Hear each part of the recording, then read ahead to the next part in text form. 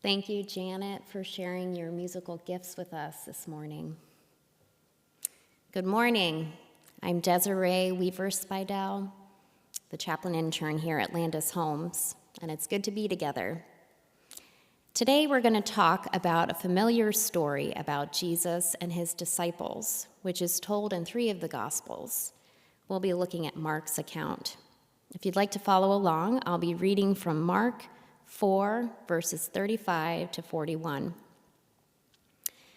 That day, when evening came, he, Jesus, said to his disciples, "Let us go over to the other side." Leaving the crowd behind, they took him along just as he was in the boat. There were also other boats with him. A furious squall came up, and the waves broke over the boat so that it was nearly swamped. Jesus was in the stern, sleeping on a cushion. The disciples woke him and said to him, "Teacher, don't you care if we drown?" He got up, rebuked the wind, and said to the waves, "Peace, be still." Then the wind died down, and it was completely calm. He said to his disciples, "Why are you so afraid? Do you still have no faith?" They were terrified and asked each other, "Who is this? Even the wind and the waves obey him." Jesus and his disciples are in a boat on the Sea of Galilee. I learned this week that the Sea of Galilee is especially prone to storms like this. Because of its location, it's not uncommon for fierce storms to sweep in quite suddenly and unpredictably. Our storms, at least here in Pennsylvania, are usually predictable. We have meteorologists who can give us some warning about what kind of weather systems are moving in to be paying attention to. A couple days ago, we had some storms with very high winds here. That night, I woke a few times to the sounds of the wind knocking tree branches off of our elm trees right by our house. But in Jesus' day, they didn't have weather apps or TV channels. They went with what they could see and know from direct experience. Several of Jesus' friends were experienced fishermen, so they likely would have known that the Sea of Galilee could be unpredictable and dangerous at different times. So Jesus and his friends are in a boat when one of these storms picks up. There are waves spilling into the boat so that it's nearly swamped. I've never been in a boat that's taking on water like this, but I can imagine just how terrifying this would have been. The disciples were fearing for their lives. It's probably dark. I imagine that there's rain and ocean spray, as well as waves crashing into the boat and tossing it around. I can picture everyone kicking into high gear, moving around quickly, trying to get the water out however they could in order to steady the boat. These are hardly good conditions to be sleeping, and yet Jesus is taking a nap. I imagine he must have been tired. He had had another long day of teaching and healing and ministering to the crowds around him, if we look at the text right before this story begins in Mark. But even though he's probably tired, it would be rather challenging, I think, to be sleeping or to stay asleep in the middle of a storm like this. But the text says that he's snoozing away on a cushion, completely unbothered by all the commotion around him. When we fall asleep, there's a certain amount of letting go that must happen, both in our bodies and minds. We have to close our eyes and relax our bodies in order to drift off, but we also have to set aside the work and worries that we carried with us through the day. Sleeping requires a kind of trusting that all will be well while we rest and until we wake again. Every time I read this part about Jesus being asleep during a stormy boat ride, I think of my children when they were babies. Not all babies can fall asleep anywhere and in any circumstances, and mine couldn't either after a certain point. But I used to marvel at how easily my children could fall asleep when they were babies, especially in the middle of very noisy, busy places. If they were being held secure in my arms or my husband's arms, they could just nod off and be sound asleep no matter what was going on around them. Jesus, too, had this ability, this kind of trust and ease. He knew who his good Father was, who was holding him, his friends, this tossing boat, the entire sea, and so he could sleep even as the storm raged on. He doesn't wake from all the chaos around him. His disciples, though, are very bothered by the storm, and I suspect that they're also bothered that Jesus is there and not bothered by the storm, so they wake him up. The disciples say to Jesus, "Don't you care that we're about to drown?"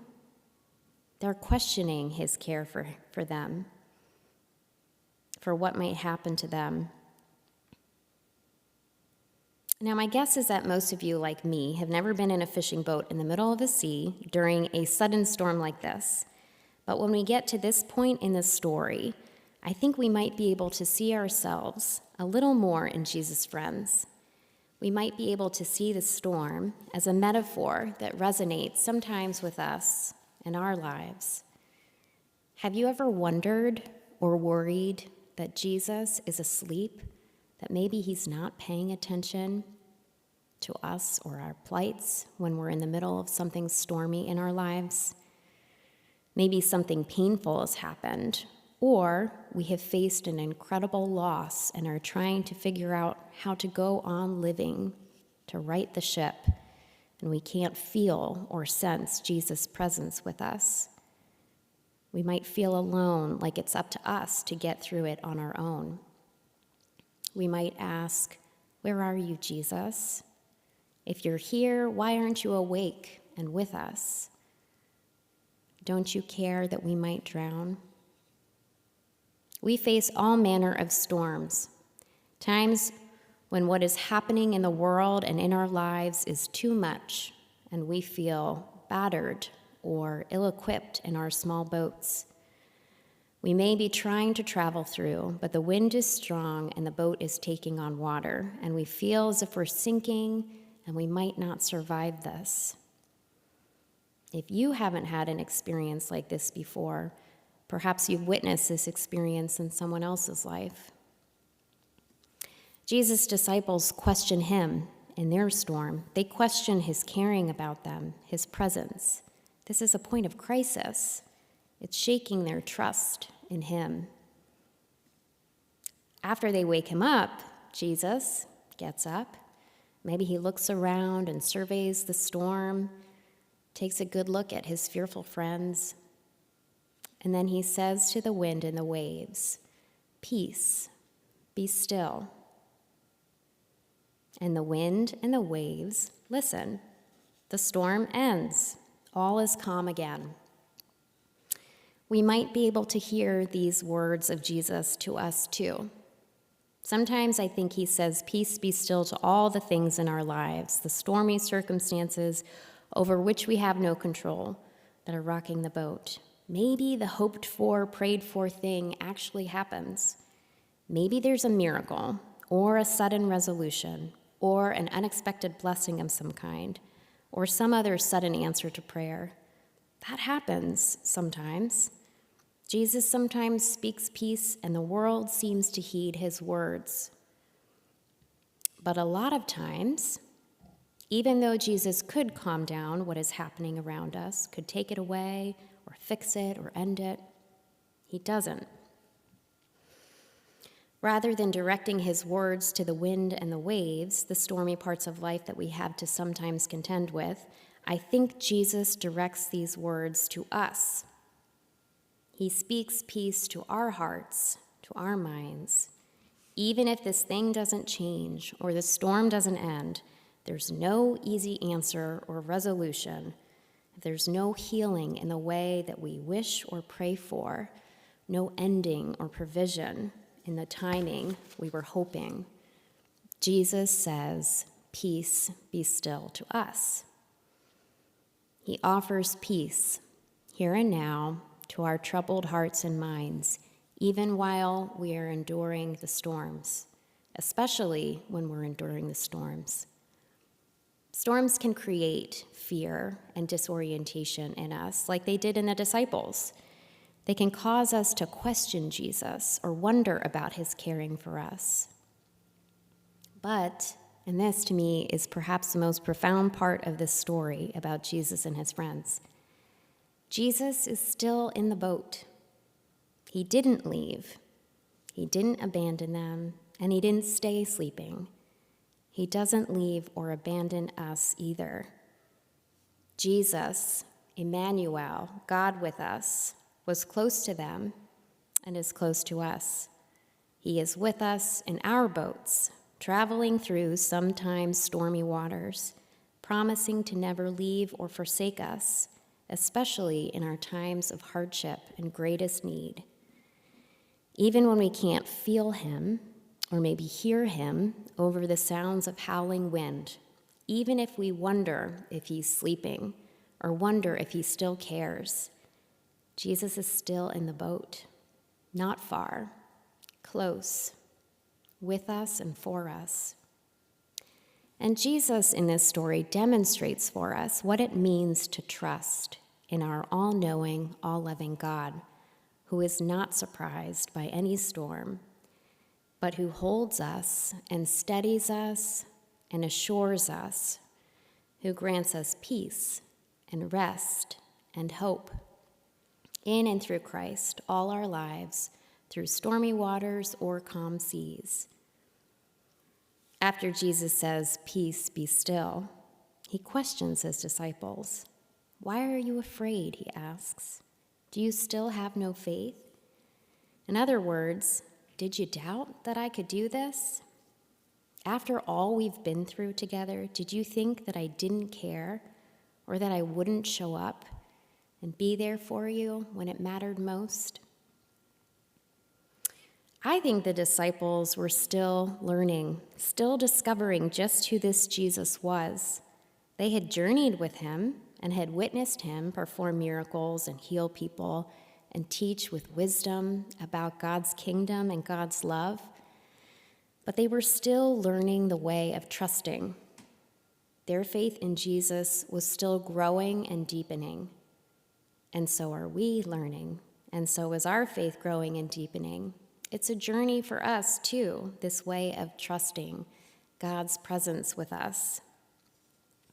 Together, as God's people, as God's church stretching in all directions across time and space, we can remind ourselves and one another that Jesus has been faithful in the past, through other hard times, and we have every reason to be confident that he's with us now in whatever storms we face, and he will be with us again in all our storms to come.